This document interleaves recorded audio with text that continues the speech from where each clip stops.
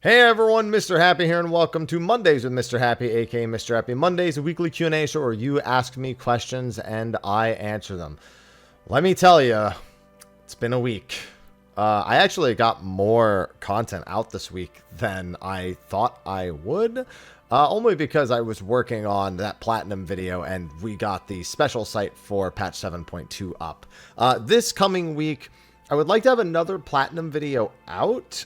Probably, I don't know if I'm going to do it on Final Fantasy. Like, I've started writing the 7 part up, but I was debating doing 7 Remake and Rebirth all as one, or doing 7, 8, and maybe 9, or maybe even just 7 and 8, because I think 9 could practically... 9's going to dominate the video, because 9 I have the most to say about it. And 8, I did the 8 Platinum in, like, 2017, when the remaster came out. I don't have any footage of 8.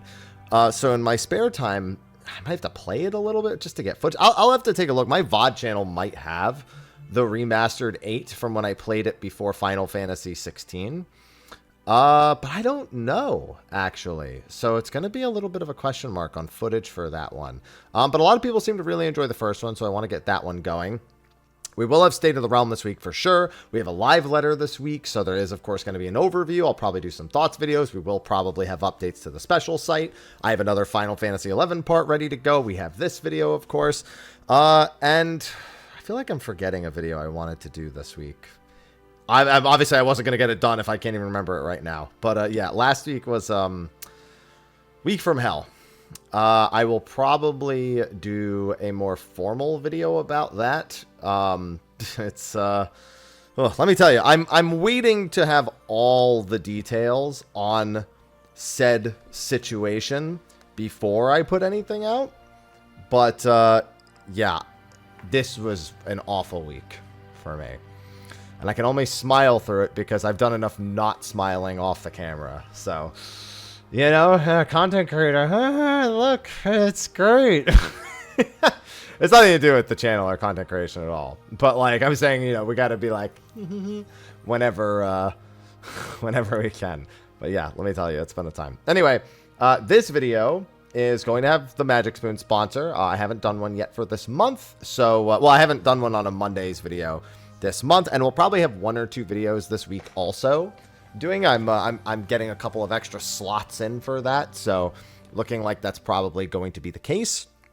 All the same, thanks to them for sponsoring. The ad will play. There'll be a link below. And a lot of people always ask me about the sponsor, like, you know, how do you support it? Literally, if you want to use it, that supports it. If you don't, totally understand, you know. But, you know, always got to pay them bills. And trust me, that will come up. That will come up this week. So I'm going to let that ad play, and we'll get into the Q&A, which I don't think had too many questions. I scrolled through these ones, but some of them seem quite long. So we'll see. Might be on the shorter side outside of this intro. But yeah, let's play the ad and get started. Before we go any further, though, this video does have a sponsor, Magic Spoon. If you've been around the channel for a while, you recognize them. But if not, let me give you the down low. Magic Spoon is a brand that gives me all sorts of options for my protein intake, just so I can keep it varied. As a cereal snacker, it's always good to have something like their treat bars around, which I'll usually devour far too quickly every month that they send them, and their new granola, which I also devour probably way too quickly. Listen, they both really hit the spot when I need a good snack to sate my body after a tough workout, and I do like snacking. Now, if you'd like to try Magic Spoon while also supporting the channel, then click the link below to get some today. Build your own custom box of product with tons of available flavors. Again, the treat bars and the granola. Oh, trust me, you're not going to be able to stop yourself. Best of all, use my link and discount code Mrhappy to get $5 off of your box. You can also get it at your local grocery store or even on Amazon. And if you don't like it, Magic Spoon has a 100% happiness guarantee. Let them know and they'll refund you, no questions asked. So click the link below or scan the QR code on the screen and use code Mrhappy to get $5 off, or go to magicspoon.com/Mrhappy to save $5 on your order. It even works in Canada and the UK. Thanks again to Magic Spoon for sponsoring, and now on with the video. Oh, and also, now that the ad, thank you, Magic Spoon. Now that the ad's played, don't forget, ask your questions in the comment section of the video below. I gotta start saying that a lot more often. So, this is a wall. You can't see it at the bottom, but this could be long enough to be every comment section, or I'm sorry, the entire comment section for this video. Hashtag Mrhappy Mondays. I'm not even going to insult What language? It's Polish. Oh yeah, I'm not even going to insult anyone who speaks Polish by even beginning to attempt that. So, happy Monday, I'm going to assume it says. Sorry how long my question is, but it's pretty specific. I bet you my answer is shorter than the question. Like, okay, so I'm going to scroll through it first, and then I'm going to answer. Let's see. Oh, man. Okay. Well, I mean, 4 paragraphs. Well, so let's see. First time asking a question. What a first impression. Hello and welcome. I'd like to eventually give 11 a try, maybe towards the end of the year. As a completionist, it's tough getting into an MMO knowing how much content is revised over time. There's actually an entire zone that was just removed to be reworked. An endgame content known as Limbus. Temenos and Apollyon. They're reworking it to better fit the current scope of the game. It was in a weird place. You couldn't really use trusts in there. And the objectives were, honestly, the objectives were mostly fine in my opinion, but they seem to be revising it to bring it more into the modern era. I don't know if it's still going to be like designed for level 75 or if they're revising that as well, because they've been bringing another content up to 99 and that of Besieged and actually raising its level even further after that. So curious how that'll go. It's great for most players. I also enjoy sticking to the original release order of content. You're not going to be able to do that with Final Fantasy 11. They did this for 14 when I first started out. Yeah, that makes sense because you just follow. I didn't reach endgame till around the level of Abyssos, my first on-tier Savage. I did almost every quest piece of content in the game by patch, and it was a blast. This process is really easy for 14 compared to other games because anytime I found a new quest marker, I could look up the NPC on 14 console games wiki, find their quests, and check which patch it was released in. This was especially great, for example, with Palace of the Dead, and how it's tied to Tamtara Hard includes minor references. In 11, however, I understand the quests aren't obviously marked and might spontaneously start upon talking to a random NPC. Yeah, there's no way to track that. You would literally, I mean, you could still technically just go to the wiki and check to see when an NPC or a quest was added in, but you could talk to an NPC and get completely the wrong quest. And then the quest is just in your quest log and it's not a big deal. You just don't do it. But like, you can't choose. Like sometimes, like more times than not, when you walk up to an NPC, it will give you the newest quest that was added to that NPC if they have more than one, before it gives you the quest you may have wanted to do, which is usually an old one. You'll notice this constantly if you're reading through the quick start guide for new players. It'll be like, keep talking to the NPC till you get the correct quest. And that's because they'll have 2 or 3 quest flags. And this is not something that happens later. This happens right from the beginning. They have made it a little easier to at least do the expansion stories sort of in order, because you can choose to like delay watching the cutscenes upon opening. Like a lot of the expansions start when you zone into a certain area. And they actually give you the option of skipping those and coming back later.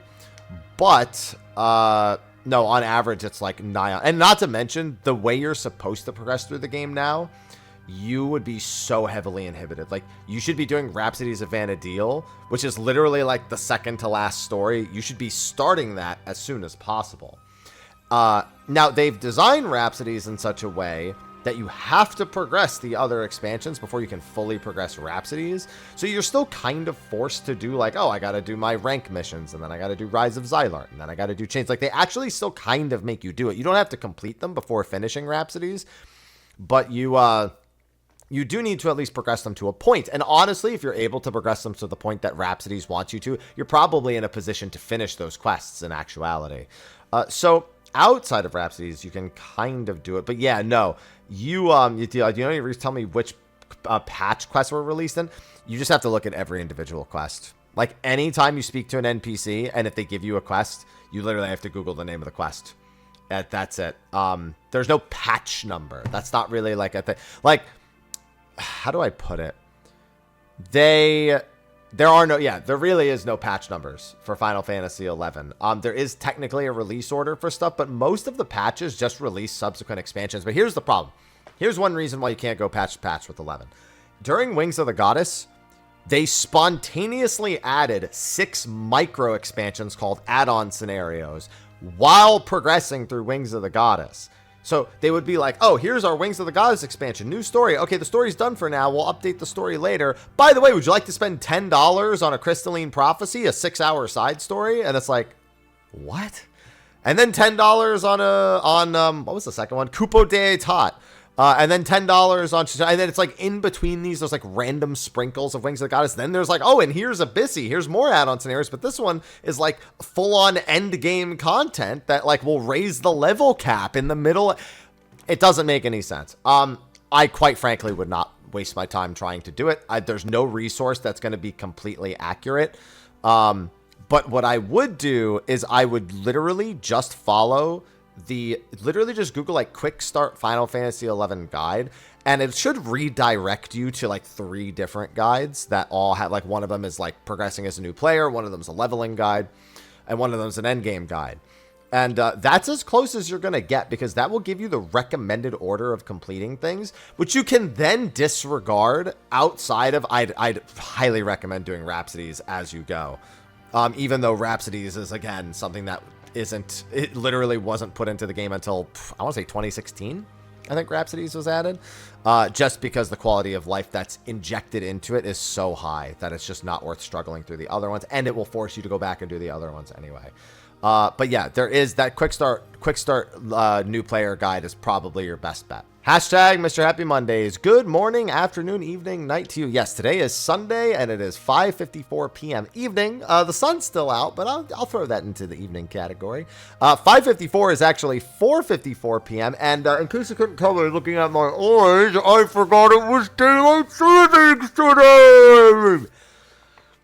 I literally like came out into the kitchen, saw that my oven, its timer isn't like on a global clock, it's like a manually set timer, and so I saw that it was an hour early. It was like 6:25, and the oven clock's at 5:25, and I'm like, daylight saving just happened and I lost an hour of sleep. What? It was my exact reaction. And yeah, miserable morning. Remember my second question I was going to have last week? Cool. How did you get your current YouTube avatar? My artist, Mrhappy Visuals. Well, I say my artist, but he's like soft retired from doing streaming related art. He's done a ton of the art for the channel. Not all of it, but he's done a lot of it. Avatars, backgrounds, stuff like that. Mostly him. The Final Fantasy avatars you may see when you're looking through footage of me playing the old Final Fantasy games. That's not Mrhappy, but there is a lot of art that Mrhappy has done. That is fantastic. One of my favorites is he drew me and 2 of my co-hosts for the first count up for 15. He drew us in the Final Fantasy 8 character style. Like, he gave us, like, you know, portraits. That's one of my favorites. So that's a fun one. But yeah, unfortunately, he doesn't do like commissions or anything now. Sometimes if I bug him for stuff, he'll help me out. But I hate doing that because he's just kind of moved on from that part of his life. But yeah, Mrhappy Visuals. He's the one who did it. He also did a ton of like emotes on my channels. Speaking of which, I need to upload a bunch of emotes to YouTube. So, dude, YouTube memberships every like week. I want to encourage them more, and I just can't bring myself to do it. Emotes during my, because I stream on YouTube now also, mind you. I don't just stream on Twitch. I stream on YouTube, TikTok, Twitter, but who cares? Twitter's just one giant go live post. And Twitch, like, I do all of them. And on Twitch, you know, I have all the emotes it's lined up. On YouTube, it's like I can upload some of them, and I always forget to because it's like the only thing I can do. Like, I should do it because it's the only thing I can do, but man, I just don't want to gate content behind memberships, and emotes is like the only thing. And Mrhappy did those too, so yeah, I should probably do a few of them, but yeah. That's where I got that from. Hashtag Mondays with Mr. Happy. Hello. Hi. My first ever question in this Q&A. Welcome. Dawntrail is the first expansion I get to experience as new content releases. If I recall correctly, they've announced at least one Criterion dungeon for Dawntrail, but so far there's been no news about it besides that fact. Think we'll get fewer of those dungeons this time around? Yes. Since the devs also have to make new exploration content? Yes. Also, is the new trial going to be part of the new trial series MSQ? MSQ, for certain. It's literally like we're going to Alexandria Castle, and the new trial is Beatrix, and you can see she's inside of Alexandria Castle. It's like, it's all Final Fantasy IX. Yeah, it looks like they're keeping it as part of the MSQ instead of separating it into its own series. But yeah, I expected less Criterions for a number of reasons. So before Chaotic, I had predicted 2 variants and Criterions this expansion. I predicted one potentially in 0.3 and one potentially in 0.5. In 0.3x and 5x, I should say. Not right in the initial patch. Then they announced Chaotic, and I was like, huh. Do I have to adjust that? Because there's a chance, maybe they do another Chaotic this expansion. It really depends on how they determine how the first one went. The clear rate was decent on that. Over 100,000 clears. I haven't checked it as of late. But I don't know if they'll do another one because that could impact it. Yeah, I wouldn't be surprised if only one variant criterion, because it's not even just exploration content. It's cosmic exploration. It's actual like combat exploration content with Crescent Isle. It's a new deep dungeon. It's chaotic. It's one. We already know they're working on the second ultimate. Well, I say the second. We know they're working on the next one. We actually don't know the release schedule of it. 0.3x, 0.5x, 8.1x. We don't know. I can't say for certain which one it'll be. So it's tough to say, but I really wouldn't be surprised if we only get one. And I kind of hope they still kind of use it as an opportunity to test gear. I think what they want to do is they want something with an alternate gear progression in every odd numbered patch. And chaotic was 0.1x. So I think criterion will be 0.3x. And then it's up to, it's a roll of the dice, whether it's chaotic or another criterion in 0.5x, in my opinion. But that's all, conjecture. That's all just predictions, tinfoil hat, whatever you want to call it. So we'll just have to wait and see. Hashtag Mr. Happy Monday. I love the name. Channel for comments. Just literally made it so you could comment on videos. Good evening. Hi. Thanks for obliging my giant question last time.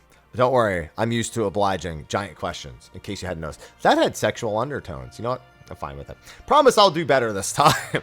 I talked about syncing jobs and reworking the spread of skills to be more satisfying last time. I just want to hear your opinion on the content itself. Content do you believe needs to be taken back to the oven and redone? Teams shown they're willing to adjust old content to be more relevant design-wise, which I haven't always agreed with, mind you. Some of them it makes sense. Some of them, like Sorkai, I feel like a lot is lost. Some of it's kind of cool, but I feel like a lot was lost when Sorkai was actually reworked.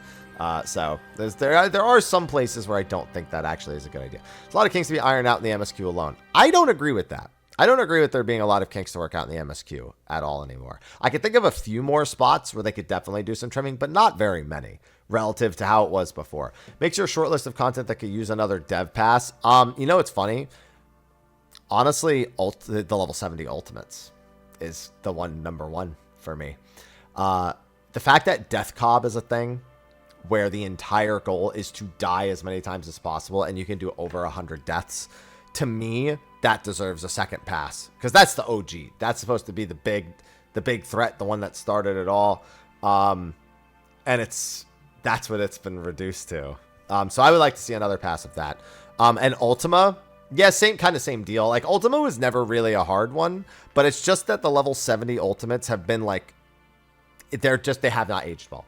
And so I think those, given they're supposed to be the kind of the paragon of content, even though they're old at this point, that's like the number one thing I would like to see completely retooled. It's a lot of other stuff I don't actually think needs to be retooled, or I don't think it's like guild hests. Like, just leave. I don't care. Just leave them as is. They're guild hests. Like, they're not supposed to really be content. They're supposed to be like tutorials to the game. I don't care. They don't need to do more. Leave quests for combat jobs. I don't care. We've got so many things in the game now. It's just...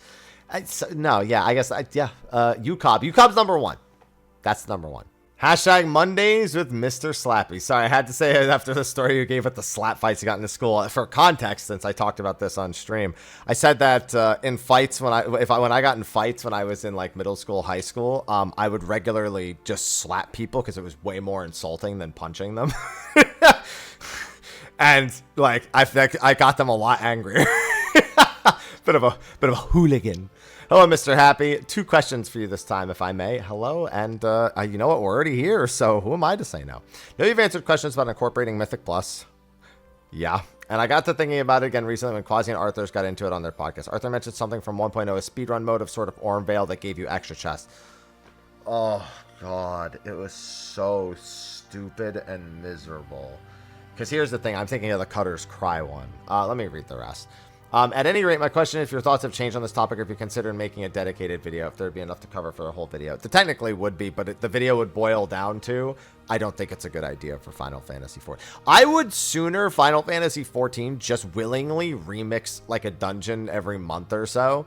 Just like do something to kind of elevate a dungeon and bring it up a notch, but do it frequently enough where it's not like kind of like maybe not every month, but not every patch either. A little like every half patch, I suppose, as some sort of like fun little way to reuse the assets and engage people with that, and give it to, I don't know. There's a lot of things you could do. Even just a higher level version of the exact same set would go a long way in a lot of cases.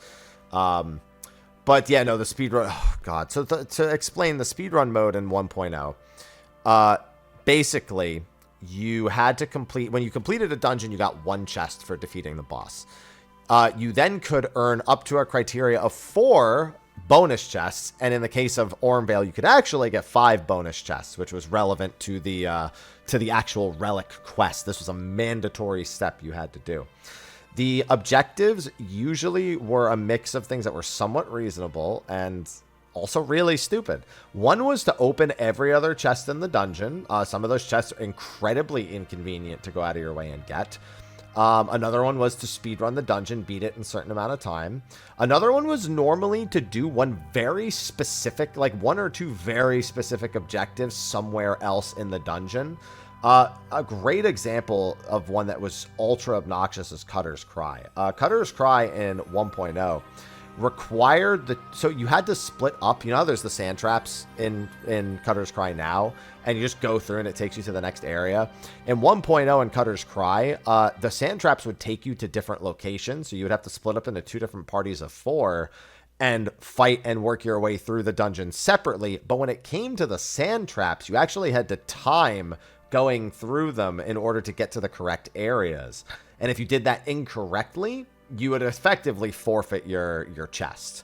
And it's one of those like mild, stupid, annoying things that I do not miss about 1.0. It effectively boiled down to, if you're not capable of doing the speedrun mode, you are not welcome to do this content. Because 1 chest versus 5 chests versus 6, and then for the relic, these things were mandatory. Like, you had to do all 5 chests, and then that would also net you the 6th chest for the relic quest. So yeah, it was ugh. No. Also, have you heard of the channel called Edrum? I'm not gonna lie, I don't watch anything. Okay, actually, let me read this. He's had some interesting takes on certain long-standing, recently inflamed hot topics surrounding the game that remind me much of your own way of realistic perspective. So I'm gonna level with you. I almost never watch Final Fantasy 14 content on YouTube. I almost never watch gaming content on YouTube relevant to the games I'm actively playing. It is my way of staying sane while I stream the games that I enjoy 7 hours a day, 7 days a week. Because if I then leave those streams and then consume that content on my off time, it's just too much overload of one thing for me. When I'm off stream, I'll rather watch like Dr. Mike. There's 2 Dr. Mikes. The Dr. Mike, not the fitness one. Fitness one I watch too on occasion, but like more often Dr. Mike. Legal Eagle. I'll catch like clips of shows or movies that I haven't watched before. I'll let Brooklyn, you know, it's one thing I do. I just let Brooklyn Nine-Nine highlights just play in the back sometimes while I'm working on stuff. And that's also really good. Or I'll watch something like Hot Ones, or that show, the last meal show. Like, I'll watch like interviews with celebrities and stuff. I almost never watch gaming. I'm not saying never. I absolutely do sometimes, but almost never. So no, I know of almost like none of the people who specifically make content on YouTube.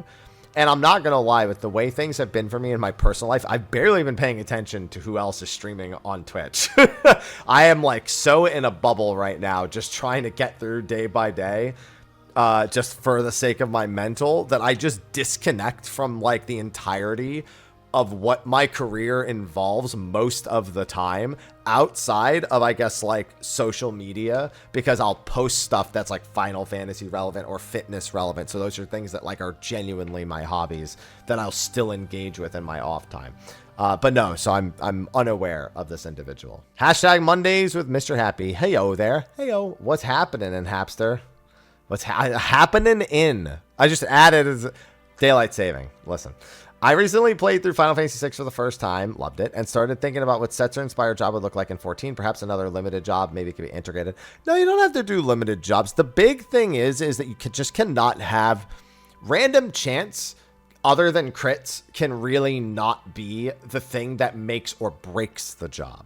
Like, Astro's nowadays, Astro is a good example of like, or let me rephrase, Astro used to be a good example of mild RNG that worked. I actually think that other than some of the other intricacies with the job, the actual card system we had in Endwalker made functional sense. You know, like, yeah, maybe you had a little bit of trouble. Like honestly, the card drawing being random was not as much a problem as the seal system as a whole, which was just silly. Like, I didn't care much for that.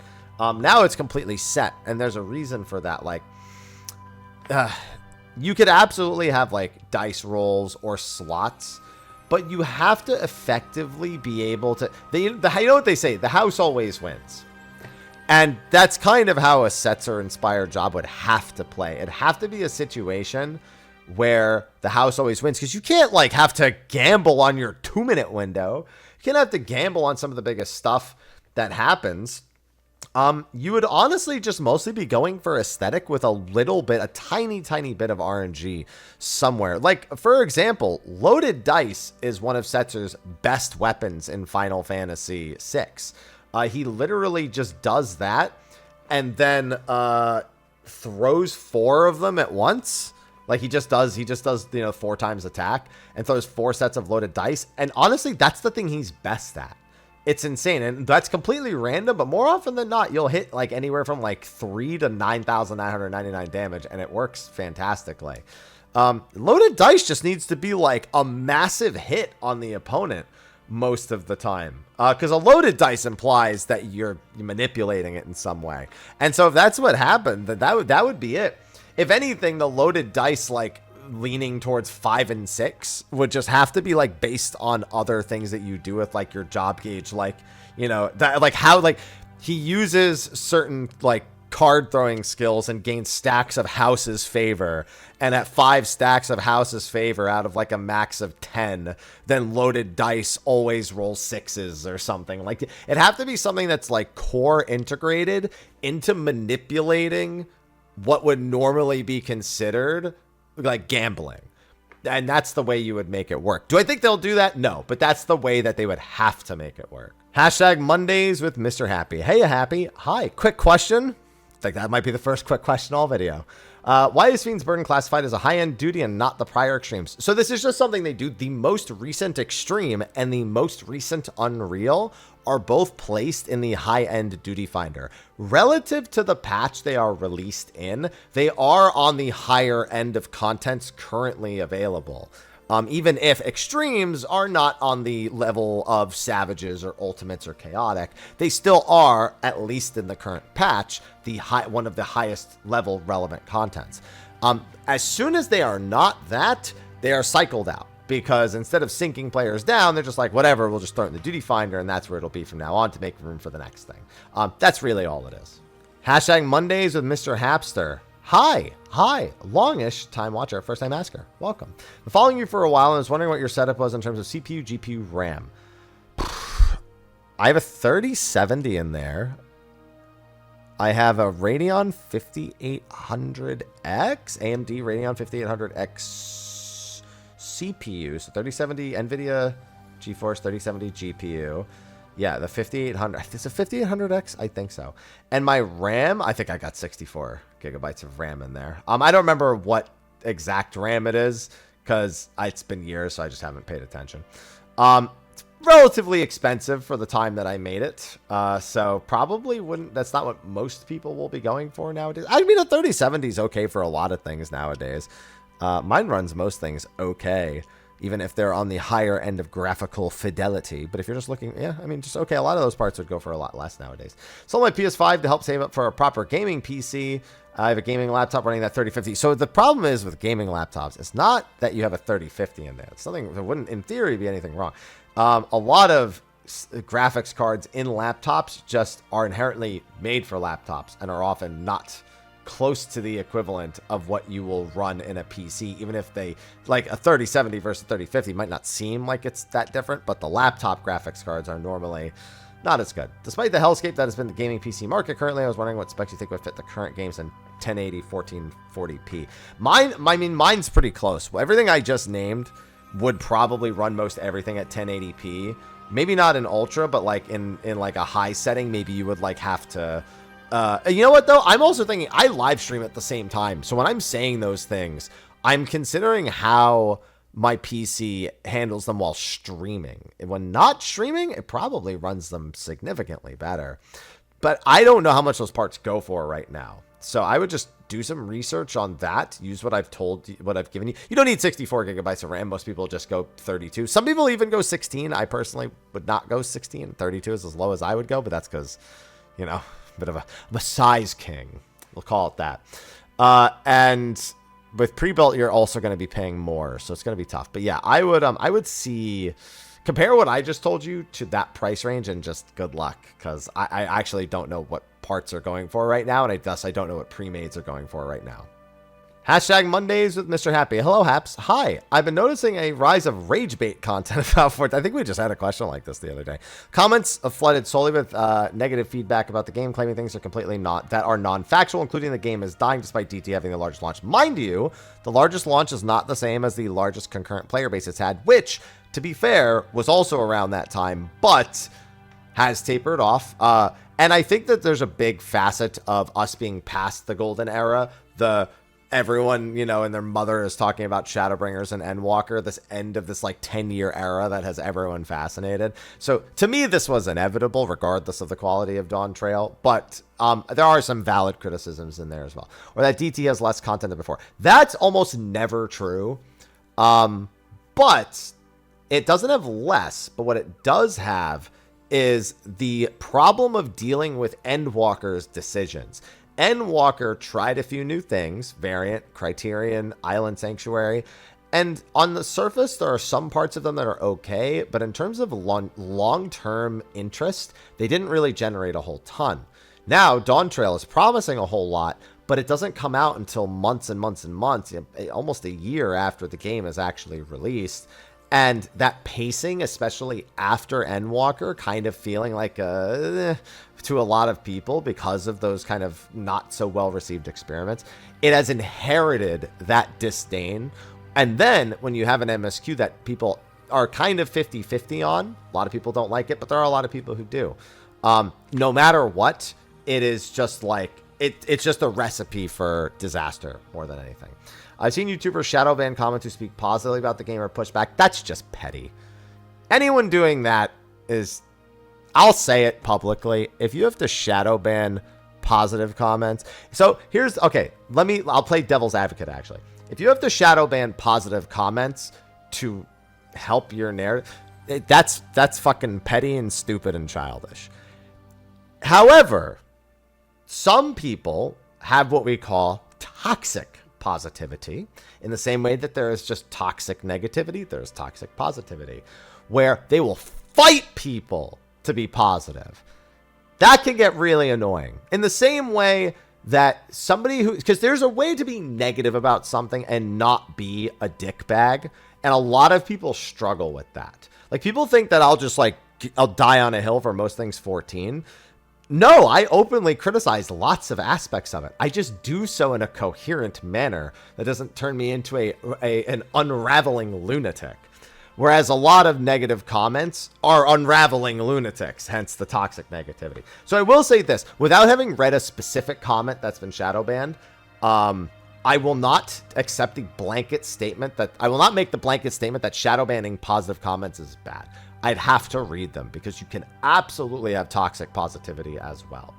Or pushed back. See, pushing back, that's the thing. Now, I will say this, specifically pushing back is not the same as toxic positivity.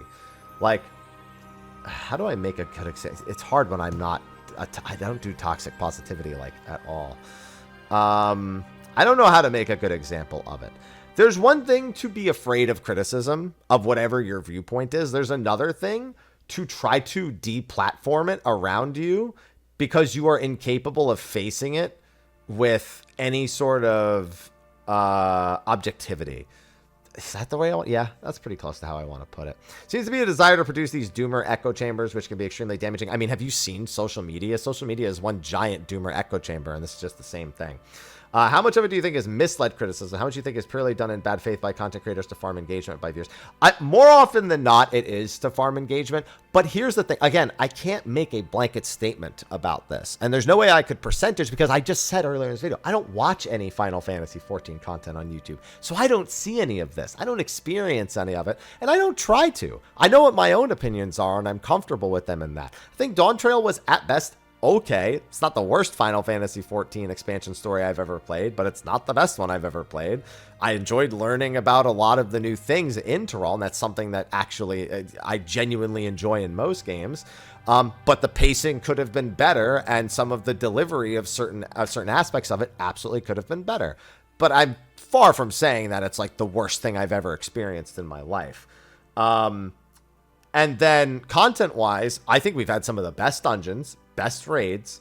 I think, honestly, it's been some of the highest quality stuff. A few fumbles here or there, like M4S's HP, which I thought was a big fumble. Some people will point to Fru, but honestly, Fru to me was refreshing, and I still enjoy doing it literally every week. So, honestly, it doesn't even... I like it. Like, to me, it was like kind of a hit. I loved Chaotic, but I think they went too far in the difficulty. Like, there are things... Again, my biggest problem is the release schedule, but I'm comfortable in those opinions. And I'm comfortable when somebody doesn't agree with that opinion, because it's, that doesn't mean they have to be satisfied. Even if they could say all those things are true, they can still be unsatisfied with it. You know what I mean? It's kind of like how I don't like Final Fantasy IX, but when I start criticizing aspects of it, most people who are fans go, you know what? Yeah, I get that. It's special to me, but I get what you're saying. Because they're reasonable, level-headed people some of the time. But I would be remiss to say how much of it is this, how much of it is that, because I haven't experienced it. So all I'll say is that there's definitely some of it, I've mentioned it in a previous video, that is done in bad faith because it is the popular thing to do, and it may even be their actual opinion, but exacerbated in such a way that, as you've claimed it, it's more aimed towards rage bait. But I haven't experienced it, so I don't actually know. Yeah, that's that's as good of an answer, as elaborate of an answer as I think I can give without committing to a full-on answer. Hashtag Mrhappy Mondays. Looks like it's this and one more. Hello. I'm happy. No, you're not happy. I'm happy. See, you even knew it. So why'd you say it? First time asker, long time listener. Welcome. My question is pertaining Glamour. I am so useless in this category. I apologize in advance. There's a lot of good armor and weapons in the game, but I wanted to ask a double question. How come we haven't had weapons that change the animation for a job? Because it's a lot of work. You can't have a weapon change the entire animation of the job. Effectively, that is the equivalent of them having to retool. And it's actually, you know what? Well, okay. When you say change the animation, the level of extremity is very important, because if you just mean like one attack is different, then it's like the same workload as an emote. But if you only do it for one job, that's going to upset a lot of people. Everyone's like, what the hell? Why'd they only do it to Viper? Nobody even likes Viper. It's just, who cares? Blah, blah, blah. Something in that capacity, but if it's the whole job, like every animation is different, like full on different, everything's different animation wise, that's like the equivalent of like re-kitting the entirety of a race. And at that point, that's like, it's not the entirety bit because it's only for a single job. But then if it's only for a single job, yeah, that's a big reason why. And the second question is, what do you think it would fix? Wait, I don't think I understand this question. Do you think it would fix in Final Fantasy? Kind of want to see examples for weapons making every attack looking like it's a light or dark. Oh, if you just mean adding a hue, I mean, that's still a lot of work because the skeletons are not designed, like the skills and skeletons at their base are not designed to have adjustable, like on the fly anime. They'd have to completely reprogram all the skills for any job they're doing. But I don't understand this. Do you think it would fix? I don't understand that. Do I think it would fuck? Like that term, like, yo, that fucks. Did you mean that? Because yeah, I mean, it would probably fuck pretty hard. But I don't understand the second question. I'm not going to assume that's what it is. So yeah.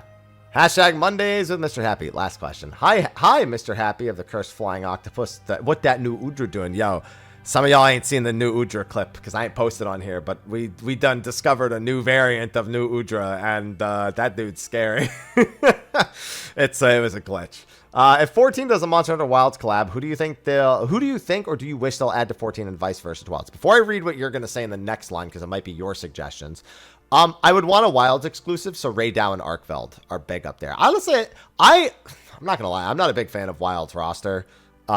Then again, it's also a complete joke to slap them all around. Like, it's embarrassingly easy this time around. But,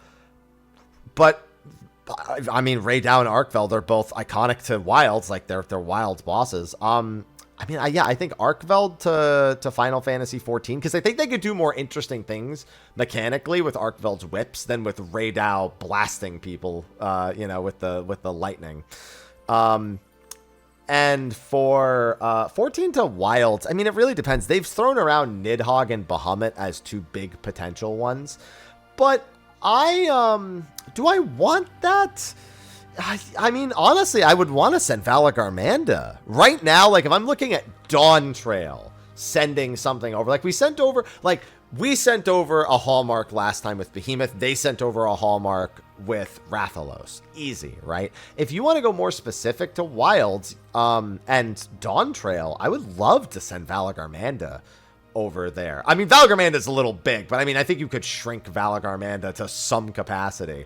I imagine it kind of being like, God, what were their names?